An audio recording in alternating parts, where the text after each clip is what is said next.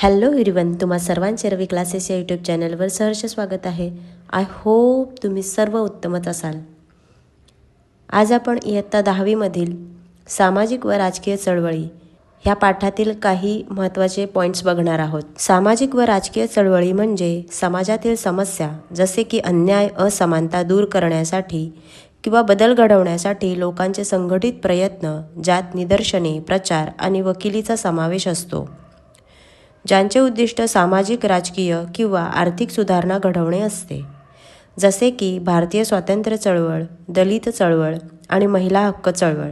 या चळवळी समाजात लोकशाही, सामाजिक न्याय आणि समानतेची मूल्ये रुजवून धोरणात्मक बदल घडवून आणतात, जसे की चिपको चळवळ किंवा शेतकरी आंदोलन. आता सामाजिक चळवळी म्हणजे काय? समाजात सामूहिकरित्या अनुभवलेल्या समस्यांवर तोडगा काढण्यासाठी लोकांचा संघटित आणि सातत्यपूर्ण प्रयत्न म्हणजे सामाजिक चळवळ होय. यांचा उद्देश विचार, वर्तन आणि सामाजिक संबंधांमध्ये बदल घडवणे हा होय.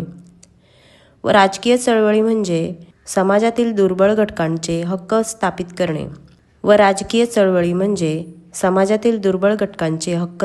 करणे. किंवा वाढवणे, तसेच धोरणात्मक बदल घडवून आणणे यांसारख्या राजकीय उद्दिष्टांसाठी लोकांचा संघटित प्रयत्न होय. यांचा उद्देश राजकीय व्यवस्थेवर प्रभाव टाकून सामाजिक न्यायाची स्थापना करणे होय. शासनाला लोकांप्रती उत्तरदायी बनवणे होय. कुठल्याही चळवळीला खंबीर नेतृत्वाची गरज असते, कारण चळवळ ही एक सामूहिक कृती आहे, ज्यात अनेक लोक सक्रियपणे सहभागी होत असतात. या लोकसमूहाला दिशा देण्यासाठी नेतृत्वाची गरज असते. चळवळीतील नेते आणि कार्यकर्ते शासनाला सार्वजनिक प्रश्नांबाबतची माहिती पुरवतात.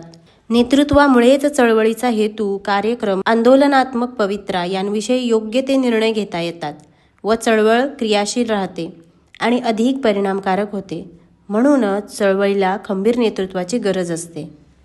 भारतातील प्रमुख चळवळी: शेतकरी चळवळ, स्त्री चळवळ, पर्यावरण चळवळ, ग्राहक चळवळ, आदिवासी चळवळ व कामगार चळवळ. स्वातंत्र्यपूर्व काळातील स्त्री चळवळी. स्वातंत्र्यपूर्व काळात भारतातील स्त्री चळवळ पुरोगामी पुरुषांच्या पुढाकाराने सुरू झाली. स्त्रियांवर होणारा अन्याय, शोषण थांबवावे व त्यांना सन्मानपूर्वक जीवन जगता यावे, सार्वजनिक जीवनात सहभागी होता यावे याकरता या सुधारणा चळवळी सुरू झाल्या. स्त्रियांचे स्वातंत्र्य व स्त्रीला माणूस म्हणून दर्जा मिळणे हे प्रमुख विषय या चळवळीच्या केंद्रस्थानी होते. ईश्वरचंद्र विद्यासागर, राजा राममोहन रॉय, महात्मा फुले, महर्षी कर्वे या पुरोगामी विचारवंत पुरुषांसोबतच सावित्रीबाई फुले, पंडिता रमाबाई, रमाबाई रानडे अशा स्त्रियांच्या पुढाकाराने सतीप्रथा, बालविवाह सारख्या अनिष्ट रूढींना विरोध, विधवा पुनर्विवाह, स्त्री शिक्षण अशा सुधारणा घडल्या गेल्या. पुढचा पॉईंट आहे भारतातील शेतकऱ्यांची चळवळ. भारतातील शेतकरी चळवळ ही अत्यंत महत्त्वाची चळवळ आहे.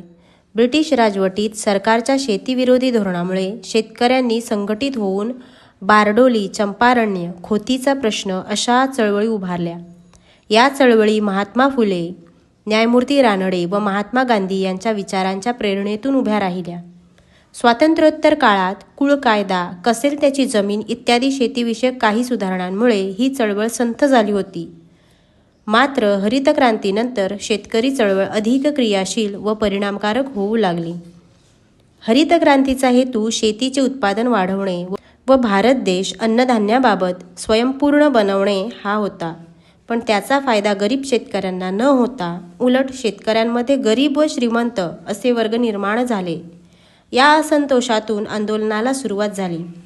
भारतात शेतकरी संघटना, भारतीय किसान युनियन, ऑल इंडिया किसान सभा या काही महत्त्वाच्या शेतकरी संघटना या शेतकरी चळवळी संदर्भात कार्यरत असून शेतमालाला योग्य भाव, शेतीला उद्योगाचा दर्जा, स्वामीनाथन आयोगाच्या शिफारशींचा स्वीकार, कर्जमाफी, कर्जमुक्ती व राष्ट्रीय शेतीविषयक धोरण ह्या त्यांच्या मागण्या आहेत. आता बघूया जलक्रांती. डॉक्टर राजेंद्र सिंह यांनी राजस्थानमध्ये मोठी जलक्रांती घडवून आणली. त्यामुळेच त्यांना भारताचे जलपुरुष या नावाने ओळखले जाते. राजस्थानमध्ये हजारो जोहड म्हणजेच नद्यांवरील मातीचे बंधारे निर्माण करून त्यांनी राजस्थानमधल्या वाळवंटातील नद्यांचे पुनरुज्जीवन केले. तरुण भारत संघाची स्थापना करून त्यांच्या सहाय्याने 11,000 जोहडांची निर्मिती केली.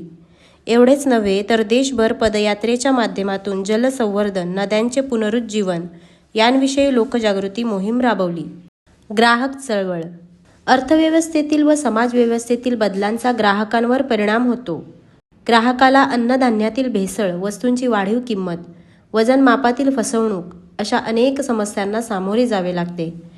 अशा प्रकारच्या फसवणुकींपासून ग्राहकांचे कायदेशीर मार्गाने संरक्षण व्हावे म्हणून 1986 मध्ये ग्राहक संरक्षण कायदा अस्तित्वात आला व ग्राहक चळवळ अस्तित्वात आली. आता आधुनिक कामगार चळवळींच्या समस्या बघू. सध्या जागतिकीकरणाच्या प्रभावामुळे भारतभर कामगारांचे नवनवे प्रश्न उभे राहत आहेत. अस्थिर रोजगार, कंत्राटी कामगार, आर्थिक असुरक्षितता, कामगार कायद्यांचे संरक्षण नसणे, अमर्याद कामाचे तास, कामाच्या ठिकाणी असणारी असुरक्षितता, अनारोग्य इत्यादी आजच्या कामगार चळवळीसमोरील समस्या आहेत. तर कशी वाटली तुम्हाला आजची माहिती कमेंट करून नक्की कळवा. भेटूया पुढच्या व्हिडिओमध्ये. तोपर्यंत टाटा, बाय बाय.